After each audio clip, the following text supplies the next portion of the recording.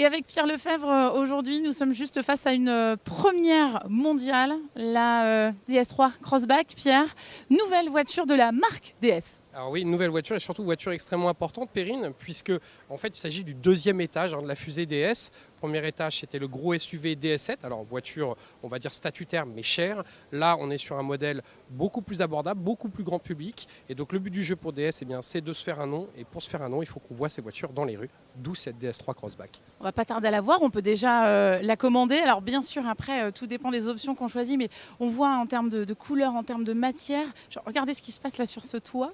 Je sais pas, il y a moyen de personnaliser et ça, c'est quand même la force de DS aussi. Alors, c'est la marque de fabrique de DS, effectivement, on peut personnaliser la voiture. Il y a par exemple 3 choix de couleurs pour le toit, mais c'est surtout à l'intérieur que ça se passe. Beaucoup de matériaux, beaucoup d'ambiances différentes. Bref, le but du jeu, c'est de proposer à chaque client une voiture en fonction de ses goûts. Évidemment, tout ça a un prix. On a une gamme qui démarre à 23 500 €, mais les prix peuvent s'envoler au-delà des 40 000 si on se lâche sur les options.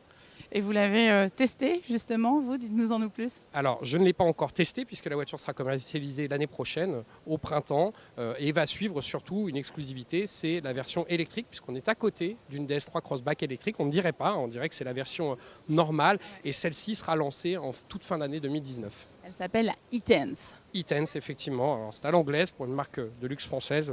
C'est un petit clin d'œil un petit peu rigolo. En tout cas, ce qui est sûr, c'est qu'on peut voir le premier étage de la fusée DS, justement là, la DS7 Crossback.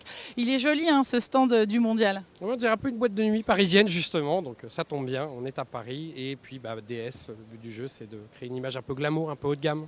Et on profite de celle-ci, la toute nouvelle DS.